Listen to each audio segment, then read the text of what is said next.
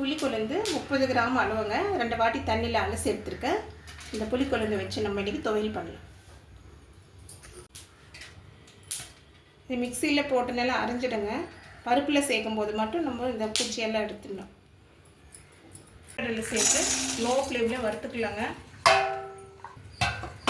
100 gram வேர்க்கடலை low ஃப்ளேமில் வச்சு வறுத்துக்கலாங்க.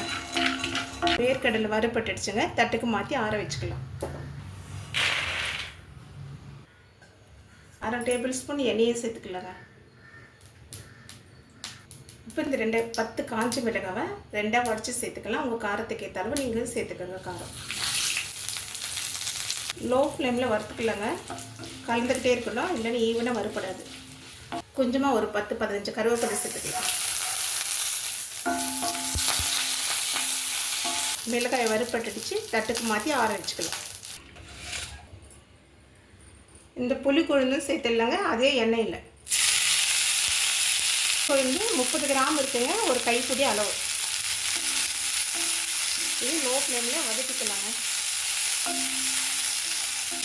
வதங்கிடுச்சு. ஸ்டவ் ஆஃப் பண்ணிவிட்டு ஆற வச்சுக்கலாம். இப்போ மிக்ஸி ஜாரில் மிளகாய் சேர்த்துக்கலாங்க. தேவையான அளவு உப்பு. ஒரு 3 கொட்டை அளவு புளி வெந்நீரில் ஊற வச்சுருக்குறேங்க.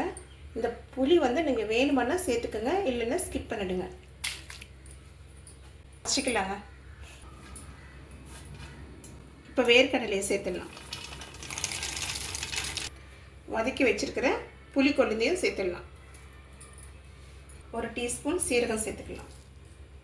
ஒரு 5 பல்லு பூண்டு சேர்த்துடலாம். ஆற வச்சுருக்கிற வெந்நீரை சேர்த்துக்கலாங்க. பல்ஸ் மோடில் வச்சு அரைச்சிக்கலாம்.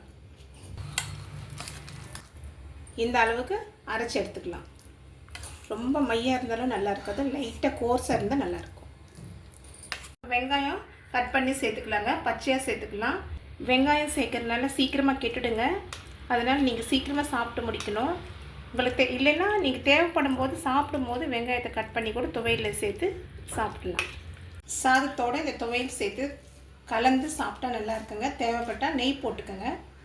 நெய் இல்லைனாலும் அப்படியே சாப்பிட்டாலும் நல்லாயிருக்கும். இட்லிக்கும் தோசைக்கும் சப்பாத்திக்கும் நல்லாயிருக்கும். நீங்களும் ஒரு வாட்டி ட்ரை பண்ணி பாருங்கள்.